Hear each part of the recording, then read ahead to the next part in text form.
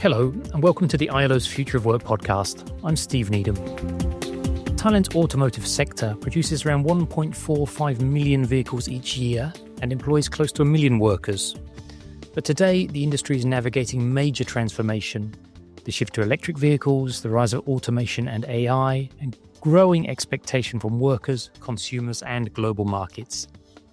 In this changing environment, responsible business conduct, or RBC, is becoming increasingly important. RBC covers many areas, from environmental responsibility to supply chain due diligence. But at its core, it also includes something more fundamental: how companies engage with workers and their representatives. In this episode, we ask how dialogue and good labour relations between management and unions can help companies remain competitive while protecting workers during a period of major transition. To explore these questions, I'm joined by Georg Leutert, Director of Automotive and Aerospace Industries at IndustriALL Global Union, a global trade union federation representing workers in mining, energy and manufacturing, and Sathirayuth Max Sangsuwan, Vice President of AutoAlliance Thailand, a joint venture between Ford and Mazda and one of Thailand's largest vehicle manufacturers. Georg, Max, welcome. Thanks so much, and thanks for having me. Great to be with all of you today. Let's start with the basics. Georg, what does responsible business conduct mean to you? I think from a union perspective, it really means that there is a union at all. So the company does not exclude the workers to have a collective voice and enter into negotiations and into a constructive dialogue. That's number one. And that, of course, they also allow for collective agreements to be negotiated.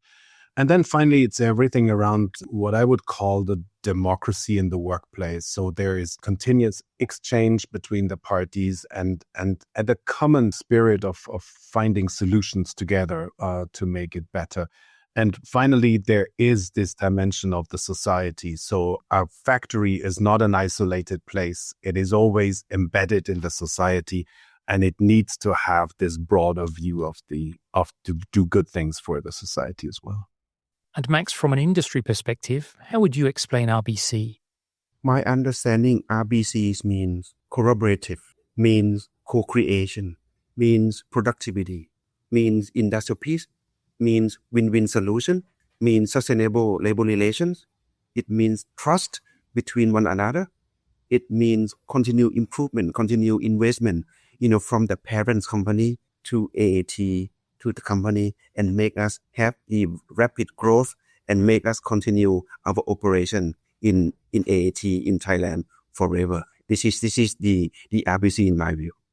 And what does this look like day to day at AutoAlliance Thailand? When we have the target of the production, for example, this year we aim to produce 150,000 units.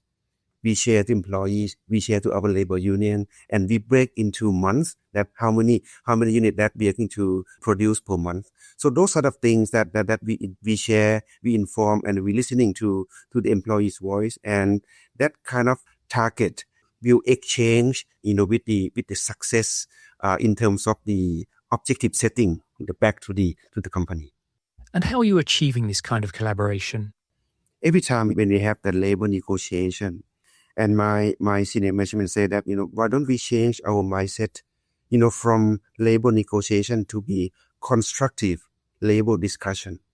We have constructive discussion. So we provide the good benefit and welfare for the employees. Before we doing that, AAT or the company is supposed to have the profit. Without any profit, we cannot provide, something like, the good benefit and welfare for the company. Just change the mindset, that of the senior management, that once we have the constructive labor discussion, I'm confident that, that both parties, management and the labor union, that we're going to have the win-win approach, and, that both parties will reach the target. The global auto industry is obviously undergoing major transformation. Georg, how important is RBC in that context?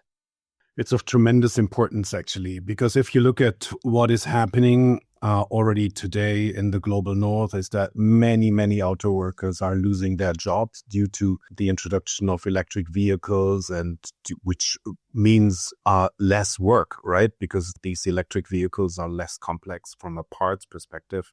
And also because there's more and more digital systems introduced, et cetera, et cetera. So we see, like in Germany, for instance, over 100,000 auto jobs were lost the last year. And we see same tendencies in other European countries, in the US, partly in Korea and in Japan, and also in some countries of the global south.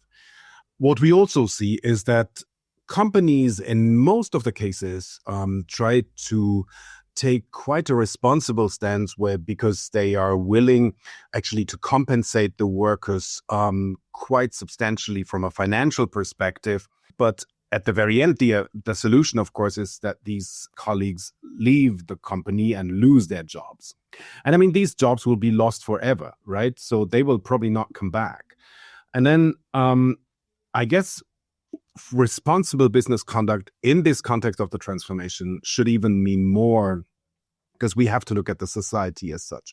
And in this context, I would say that it's not only about responsible compensation payments. We should particularly think about and upskilling and try to make sure that most of these guys find a new job. And if they don't find it in the auto industry, then maybe they find it in other industries which are emerging. And I think in this context, we are saying to the companies, a lot of companies today, particularly the auto companies, let's work together to make sure that this and upskilling part gets much more of a focus, of an importance than in many cases today. Max, when people hear about automation, usually the introduction of robots or cobots, which are robots which work alongside human workers, they often think of job losses. How are you managing that transition? When we have, let's say, when we have robot, we have cobot coming in that to help, that to support the operation. We clearly explain to our employees that you are going to rotate to the more benefit, to the higher responsibilities, job and responsibilities. We never say that, once we have the robot, once you have the cobot coming in, you are going to be terminated. No, we never say that. You are going to be assigned to the higher responsibilities, because that the more you work for companies, the higher experience, and we need experienced people, to create, to assembly the best vehicles, to the customers worldwide. We need everyone. We need all of you. We need all experienced employees working with us. We've talked about what happens inside AAT, but the automotive industry is built on vast global supply chains. Georg, is bringing stakeholders together enough? Yeah, again, first of all, congratulations to AAT. I think also this transparency that they create is super important. On a broader scale, we also making quite positive experiences with multi-stakeholder initiatives in different contexts, where we bring together different layers of supply chains with OEMs and with unions, governments, academics, or whatsoever. So overall, this is normally very positive, and in many cases, it can really do magic, because some countries do not have these experiences. They're not familiar with these kind of settings. And in the beginning, as Max said, they're maybe not so keen to join. But then once they're there, they understand that it makes a big difference to be around the table, to see each other, not talk about each other, but talk with each other. So that makes a huge difference. And I think in this whole context, also along supply chain due diligence, this is a super important aspect for us to follow, because these supply chains are complex, and bringing the guys together is the right approach. But there's also one thing I think which is important, like bringing the guys together and the different stakeholders together is important and can have a value. But we also must make sure this does not end up like in a talking club with a nice atmosphere and then nothing comes out. Particularly in supply chains. I mean, let's be honest. We all know the automotive industry. There's quite a hierarchy. There's the OEM, so the original equipment manufacturer, in this case, AAT, that builds the cars. And then there are many suppliers, and they are on different tier levels. So there's bigger suppliers, smaller suppliers, and it's a huge network of 10,000s of suppliers for each automaker. And There is also, the lower you are in this supply chain, the less power you have. And what's stopping smaller suppliers from adopting this approach? There's a lot of price pressure, cost pressure on the suppliers, and it's increasing from tier to tier. So that's one thing. And then, of course, you have the smaller the business gets. You often have family business or so, which are maybe not so familiar. They also need training. Sometimes, they also need training on existing legislation. But very often it's they're not familiar with this, and then the cost plays a big role, and they think like a union will increase my cost, so therefore I don't want unions, and that's not acceptable actually. And we can do better, I guess. Max, AAT has worked with ILO to help encourage companies in your supply chain to embrace RBC. How has the response been?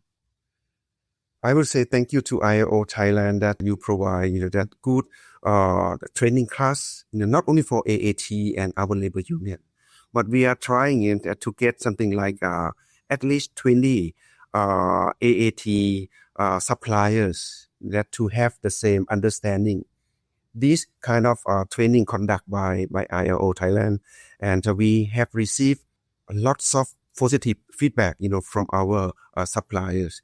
At first, they feel not comfortable when AAT invite them to join the meeting, the training, 5 days training. So our conditions, we request that you supposed to have at least one HR, supposed to have at least 1 or 2 labor union working together, joining together. What kind of things do you cover in these training sessions? You learn from one another. You just open your heart, and we learn from, and we respect one another. And this is one of the key success. We are not sitting on the different side, but we are sitting together in one room, in one table. And if you could both leave one message about responsible business conduct in the automotive sector, what would it be? Georg? In the current times of transformation, the most important thing is that employers and unions agree on ways to manage this transformation without everybody losing the jobs, and particularly put and upskilling into the focus. And the other message is, there are super companies such as AAT, but there are also a lot of companies out there which are performing totally different. They avoid unions. They don't want to listen to their workers at all. And we got to find ways on how to convince these guys as well. Max? My final message, that AAT management, our parents company, we cannot success, without our employees working with us. We have 5,000 employees, and everyone are part of the key AAT success. We trust them, and we need to provide everything more transparency. We trust them, and before we are doing some new policies, unions always getting involved, with the company. They should know well, they should understand, and I believe that once they understand, they will support. Well, that's all we have time for today. I think what stands out from this discussion is that responsible business conduct is not just about compliance or standards. It's about building trust, dialogue, and shared solutions between companies and workers. And as the automotive industry undergoes rapid transformation, the real challenge is not only technological change, but how that change is managed. My thanks go to Georg Leutert and Max Sangsuwan for joining us and sharing their insights.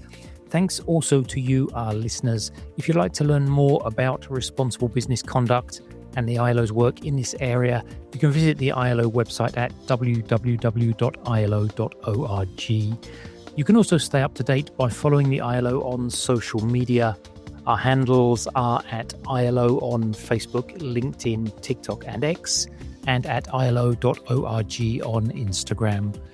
Once again, thank you for listening to the ILO's Future of Work podcast. Please join us again next time. Goodbye.